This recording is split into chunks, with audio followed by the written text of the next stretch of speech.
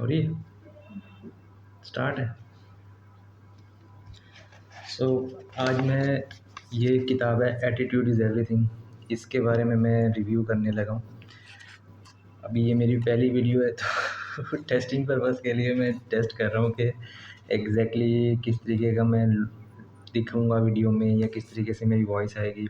और mic testing भी हो रही है, वीडियो क्वालिटी भी चेक हो रही है। बेसिकली मकसद क्या है इस वीडियो बनाने का कि ये बुक है एटीट्यूड इज़ एवरीथिंग, इसका रिव्यू करना है। इसका फर्स्ट चैप्टर को मैंने रिव्यू करना है। इसके अंदर टोटल 12 चैप्टर्स हैं और ये राइटर हैं जेफ केलर। ये एक मोटिवेशनल स्पीकर हैं। इनका कोई तकरीबन 30 सालों से ये बुक राइटिंग कर रहे हैं मोटिवेशनल टॉपिक्स के ऊपर।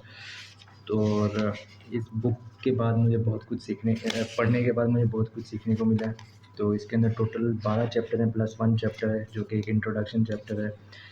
तो ये वीडियो के अंदर मैं फ़र्स्ट ऑफ़ ऑल इंट्रोडक्शन जो कि चैप्टर है जिसके अंदर जो जो ऐसी क्या वजूहत बनी कि क्या कि राइटर ने ये किताब लिखी, उसने उसके बारे में बताया हुआ है।